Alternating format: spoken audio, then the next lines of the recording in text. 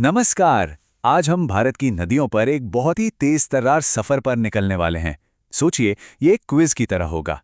देखते हैं कि भारत की इन जीवन रेखाओं के बारे में हम कितना जानते हैं। तो शुरुआत कहाँ से करें? जाहिर है, दुनिया की छत से, महान हिमालय से। यहीं से तो भारत की सबसे बड़ी और सबसे पवित्र नदियों का जन्म होता है। चलिए, पहला सवाल, गंगा नदी कहाँ से निकलती है? जवाब है गंगोत्री ग्लेशियर। और यमुना, वो निकलती है यमुनोत्री ग्लेशियर से। अच्छा, एक और दिलचस्प सवाल, सिंधु नदी जो पाकिस्तान के लिए इतनी अहम है, वो शुरू कहाँ से होती है? वो होती है चीन के तिब्बत से। और सतलुज नदी का सोर्स है मानसरोवर झील। अब बात करते हैं ब्रह्मपुत्र की, एक ऐसी नदी जिसके कई रूप और कई नाम हैं। तिब्बत में इसे त्सांगपो कहते हैं। जानते हैं भारत में ये कहाँ से दाखिल होती है? ये आती है अरुणाचल प्रदेश से। और फिर एक और नदी है घाघरा। ये कहाँ से आती है? ये आती है हमारे पड़ोसी देश नेपाल से। कुछ जगह ऐसी होती हैं जहां भूगोल और आस्था एक हो जाते हैं, जैसे कि देवप्रयाग। यहीं पर अलकनंदा और भागीरथी मिलती हैं और बनती है हमारी गंगा। अच्छा, ब्यास नदी कहाँ से निकलती है? वो निकलती है रोहतांग पास से। और सतलुज भारत में शिपकीला दर्रे से एंट्री करती है। और कश्मीर की खूबसूरत वादियों में कौन सी नदी बहती है? वो है झेलम। तो चलिए, हिमालय की बर्फीली ऊंचाइयों से नीचे उतरते हैं। अब हम सफर करेंगे भारत के प्रायद्वीपीय पठार का। यहाँ की नदियों की कहानी हिमालय की नदियों से एकदम अलग है। यहाँ एक बहुत ही दिलचस्प बात है। पेनिनसुलर इंडिया की ज्यादातर नदियां पूर्व की तरफ, यानी बंगाल की खाड़ी की तरफ बहती हैं। लेकिन दो नदियां, नर्मदा और ताप्ती, ये पश्चिम की ओर बहकर अरब सागर में गिरती हैं। माही नदी भी इसी तरफ बहती है। और साबरमती, ये तो अहमदाबाद शहर के दिल से होकर गुजरती है। और अब उन विशाल नदियों की बात जो पूरब की ओर बहती हैं। गोदावरी का जन्म होता है महाराष्ट्र में। कृष्णा नदी महाबलेश्वर के पास से निकलती है। पवित्र कावेरी का उद्गम है तलकावेरी। और महानदी, ये तो ओडिशा की लाइफलाइन है। गोदावरी को दक्षिण गंगा भी कहा जाता है, मतलब दक्षिण की गंगा। और क्यों ना कहा जाए?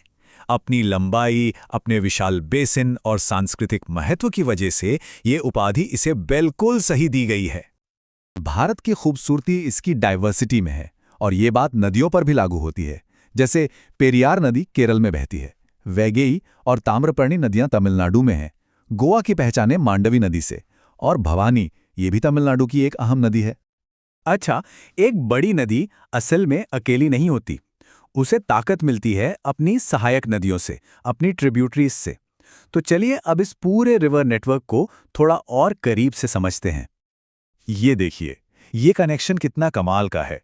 चंबल और बेतवा, ये दोनों यमुना में मिल जाती हैं। मूसी नदी कृष्णा से जुड़ती है।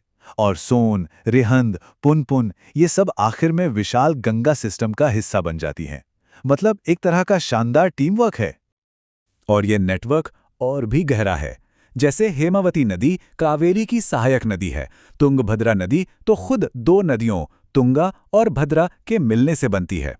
और एक चीज और, हुगली, ये गंगा की सहायक नदी नहीं बल्कि वितरिका है। मतलब ये गंगा से निकलकर अलग बहती है, उसमें मिलती नहीं। नदियां जीवन देती हैं, लेकिन कभी कभी वे तबाही का कारण भी बनती हैं। कोसी नदी को बिहार का शोक कहते हैं। ऐसा इसलिए क्योंकि ये अपना रास्ता बदलने के लिए जानी जाती है, जिससे बिहार में अक्सर भयानक बाढ़ आती है। और बिल्कुल कोसी की तरह एक और नदी है दामोदर। इसे कभी बंगाल का शोक कहा जाता था। इसकी बाढ़ से भी बहुत तबाही मचती थी। हालांकि अब डैम्स की वजह से इस पर काफी हद तक काबू पा लिया गया है। ये नदियां हमें प्रकृति की ताकत की याद दिलाती हैं। दुनिया की महान सभ्यताएं हमेशा नदियों के किनारे ही बसी हैं। देखिए, कानपुर शहर गंगा के किनारे है। नवाबों का शहर लखनऊ गोमती नदी के तट पर है। और पवित्र नगरी उज्जैन में शिप्रा नदी बहती है। यमुना नदी तो हरियाणा और उत्तर प्रदेश के बीच एक नेचुरल बॉर्डर ही बना देती है। नदियां सिर्फ पानी का बहाव नहीं, ये तो कुदरत की कलाकारें हैं। भारत का मशहूर जोग फॉल्स शरावती नदी बनाती है। और शिव समुद्रम वाटरफॉल्स कावेरी नदी पर हैं। ये तरक्की का आधार भी हैं, जैसे महानदी पर बना विशाल हीराकुंड डैम। और ये आस्था के केंद्र भी हैं, जैसे सोमनाथ मंदिर के पास बहने वाली हिरण नदी। चलिए अब कुछ और अनोखी नदियों को देखते हैं।